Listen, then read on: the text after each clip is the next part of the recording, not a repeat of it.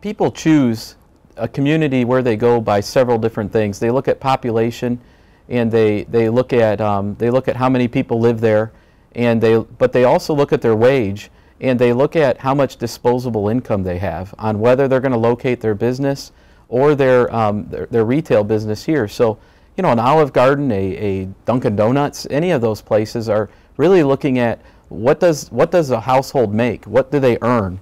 And if they don't have enough disposable income, we're not going to put our business there, because they're not going to have any money to spend where they need to be. So part of creating a municipality that people want to live in and want to be a part of is making sure that your residents and the people that live there have the ability to spend money, and have the ability not just to provide for their families and take care of things, but also to create and have a place for their family to go, to have dinner, to spend quality family time together. And we believe that this administration is focused on the importance of a common wage, and making sure that our families and the people that live here have the ability to do the things they need necessary to support their families, and also to spend time with their families. There's two components to having a successful family.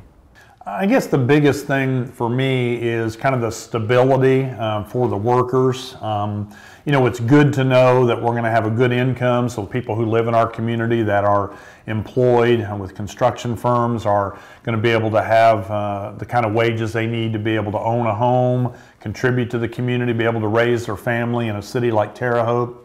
And so I think the biggest thing for us too as the city is knowing kind of what our labor costs are. So as we look at the projects that we have that would be applicable to a common construction wage, we kind of know what we're up against and what we know our labor costs are going to be, and then we know that the families and the people that are actually doing the work are going to get a fair and a wage that's going to allow them to live a good life in Indiana.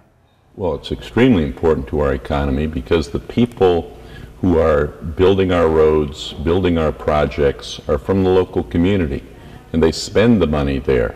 So when we bring in federal money and state money into a community, that can leverage to anywhere from 7 to 10 jobs, because that construction worker or that contractor from the local community spends money in our restaurant, pays his doctor, the doctor pays his nurse, the nurse goes and buys shoes at the local shoe store.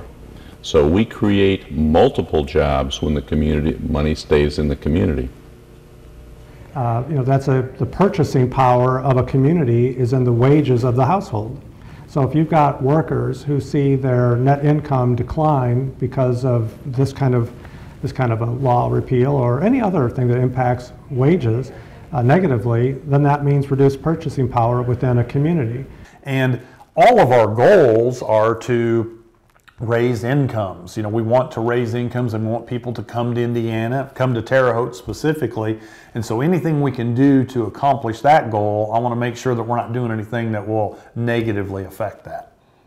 And that's what we talked about. You know, Kohl's located here. We want to see a TJ Maxx here. We want to see a Target here. We want to see all of those different places here. And we also want to see quality of life continue to increase.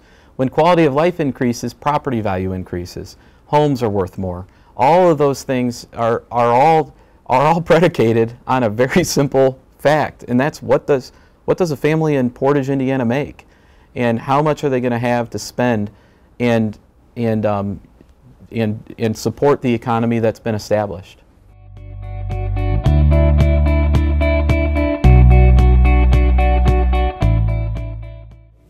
From my experience and my background, having worked in multiple states and working for both union and non-union contractors on both sides of the fence, prevailing wages, I grew up with it, or common construction wage, creates a level playing field for all contractors and keeps a lot of shenanigans out of the mix, both for the contracting community but also the owners as well.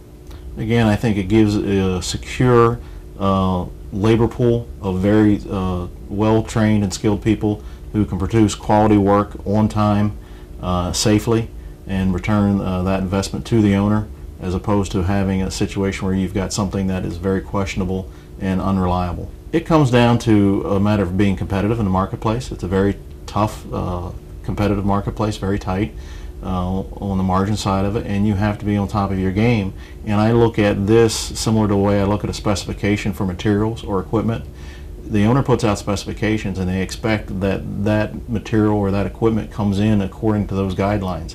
Prevailing wage or common construction wage gives you that specification for the labor side of things.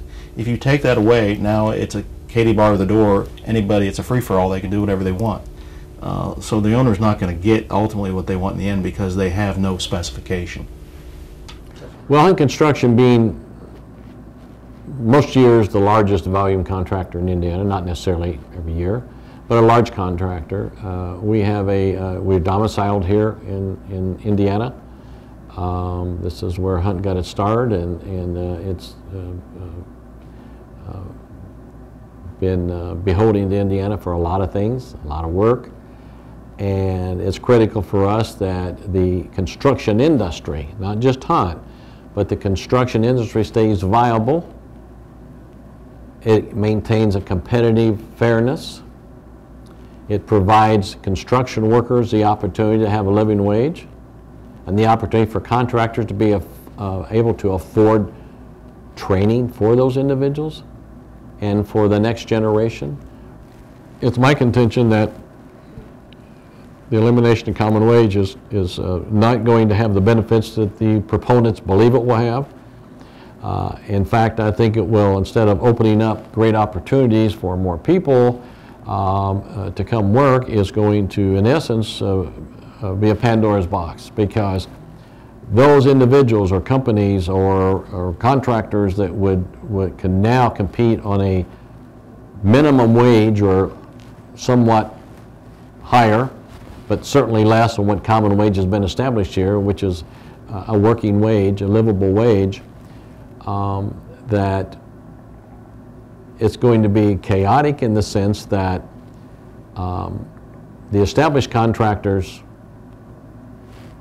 will be competitive in many cases.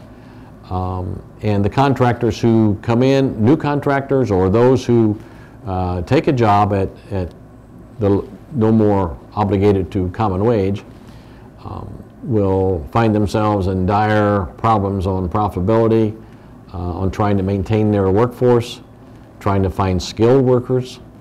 I think it's going to be a loss for all sides, not only for the state, but certainly for the industry as a whole. It affects our subcontractor base. And what affects the subcontractor base affects us. And from a profitability standpoint, competitiveness particularly, to be competitive, we have highly skilled people. We have skilled craft people. And we need to be able to secure jobs on a competitive bid basis. And quality is critical. It should be with every public entity. Timeliness, bonding capacity, experience. We have all that, as well as many, many other contractors. But it's critical for us to sustain our profitability and to stay in Indiana. We feel that with having the common construction wage, it levels the playing field for all the contractors competing on the same projects. If that is not in place, we feel that it's going to open the floodgates and bring folks from out of state who are not going to abide by anything, abide by the rules, and we just don't think we can compete with that. It's just going to knock our workforce down. Probably 50% or so of our work is state-funded work, so it's going to drive our business down 50%. If our business goes down 50%, and we're going to lose 50% of our workforce. Well, we've been in business here for 60 years, and we have paid this fair wage for all this time, and we have so many employees that come back to us every year, and they're already trained in their job. They do away with the common construction wage where we can't have trained employees to do the work, then there's so many people that's going to come in, just general labor, and they've met no trained people, and they just they're not nearly as safe, they don't do as good a work, and it just on and on, that the effect it would have. It is one of the most important things that we've ever faced since we've been here, is this common wage law staying in effect. That if it's repealed, that particularly with the local economy and all the people that we work, I don't know that we could be competitive and even get a job. You know, I have a lot of workers that put their life into this type of work, and they rely on us every year, and that's who, at this point in my career, that's who I'm thinking about, is keeping these people to be able to work and take care of their families.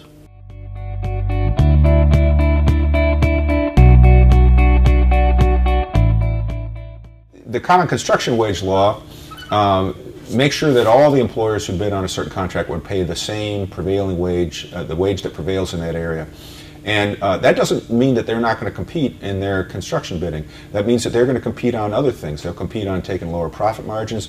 They'll compete on doing the work efficiently. They'll compete on having more productive workers and training their workers. So that it leaves avenues open for them still to compete and still to provide, you know, quality construction. And it helps ensure that the workers are going to be valued by their employers. They're going to be valued by a certain amount, and that way when the employer has to plan how to do the project, they're going to have to make sure that they have high quality, well-trained workers doing the work. I think it's important for the government to consider how it enters a labor market. When you think about it, a government is a big employer. They let a lot of contracts. They employ a lot of employees. If you had the government try to enter and get the absolutely lowest wage they could, they would hurt the economy. I mean, think about it. Who would you like to have move to your county? Would you like a high-wage employer or an acceptable wage employer move to the county, or would you like a low-wage employer to move to the county? And the common construction wage, what it does is it ensures that local construction projects are bid on the basis of what the prevailing wage is in the area. And so the government isn't trying to bid wages down to the lowest possible denominator. The Indiana economy is still recovering from the Great Recession, the worst economic downturn since the Great Depression. Repeal of common construction wage would slow down that recovery, would harm that recovery, and in fact, if the repeal was extended, of course, over long term and just indefinitely, it would hurt the economy overall. It would reduce economic output by upwards of $700 million. It would reduce worker incomes by $250 million, and it would reduce tax revenues that governments could then take and re-spend back in and reinvest back in the economy through infrastructure investment. So it would hurt workers, governments, contractors, the overall economy. Frankly, it would hurt everybody. So in the coming year, as we're still recovering from the Great Recession, any policy that reduces the steam that's been building to come out of the Great Recession, frankly, would harm not only, you know, Indiana businesses, but Indiana families. We've had a number of other states consider this, and there's been studies done recently in Illinois. There's been studies done in Missouri, states that are very similar to Indiana. None of them have found any positive net impact from the idea of repealing their prevailing wage laws. You get the penny-wise, pound-foolish argument that it somehow lowers wages and so therefore should lower construction costs. But when you look at the larger impact of it that it would have on the quality of workers, the efficiency of the workers, the quality of construction projects, the local economy, none of these studies have found that it makes sense. I mean, you know, people can look at this and say, well, it's just a few contracts in one industry, but the fact of the matter is, the government lets a lot of construction contracts, and the construction industry is one of the bedrocks of the economy. And the other fact you have to take account of is if we don't start reinforcing the middle class somewhere, we just keep unraveling the middle class, and we can say, well, we don't need the minimum wage to be higher, or we don't need people to have benefits, and little by little we're chipping away at this, and it's really changing the texture of our economy and the texture of our country, and not for the better. There's good economic evidence now that one problem with the economy, why it lags so much now, is that the distribution of income has become too unequal. And wealthy people tend not to spend as much of their money in local consumption or in consumption period as the middle class. So if you want and our economy has always been driven by consumers. People can say what they want to about supply side economics or whatever, but consumers have always been the ones to rescue the American economy and get it out of recession. And what we need right now is the middle class needs a shot in the arm, and they don't need a decrease in wages. And that's good not only for the middle class, but it's good for the economy as a whole, and I think it's good for the character of our country and our democracy.